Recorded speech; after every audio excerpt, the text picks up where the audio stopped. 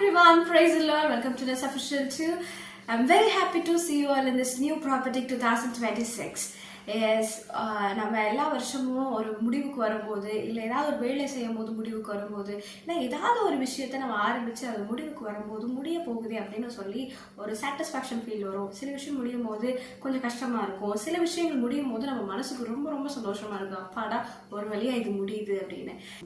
ஏசாயா 46 அதிகாரத்தை நம்ம ஃபுல்லாக படித்து பார்க்கும் பொழுது அது நம்ம ஓவரால் சம்மரி பண்ணி பார்த்தோம் அப்படின்னா it says an end of beginning அப்படின்னு சொல்லி பார்க்குறோம். எஸ், நம்ம வாழ்க்கையில் கூட நிறைய விஷயங்கள் இன்னைக்கு அது எண்ட் ஆகுது. நிறைய விஷயங்கள் இன்னைக்கு அது நமக்கு புது பிகினிங்கை தருது.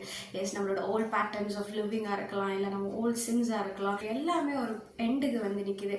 ஸோ இந்த எண்டில் கர்த்தர் நம்மளை மீட் எடுக்கிற ஒரு வருஷம், இந்த மீட் எடுத்து நமக்கு ஒரு புதிய துவக்கத்தை தருகிற வருஷம். 46 அதிகாரத்தில் நமக்கு எல்லாம் முடிஞ்சு புதுசாக ஒன்று ஆரம்பிக்க போகுதோ, எப்படி ஆண்டவர் நம்மளை கருவிலிருந்து இது வரைக்கும் தாங்கி கொண்டு இருக்காரோ இதுக்கப்புறமும் தாங்குவார், ஏந்துவார், சுமப்பார். அவர் நமக்கு சொல்லிய வார்த்தை சரியான நேரத்தில் சரியா அது நடந்து முடிக்கும். இந்த வருஷத்தை தொடங்கும் பொழுது தேவன் நம்மளை மீட்டெடுத்து ஒரு புதிய ஆரம்பத்துக்கு நேராக நம்மளை கொண்டு போய் செல்கிறார். ஏசாயா 63 அதிகாரம் 4வது வசனத்துல கர்த்தர் நம்மளை மீட்டெடுக்கிற காரியத்தை குறித்து நம்ம பார்க்கிறோம்.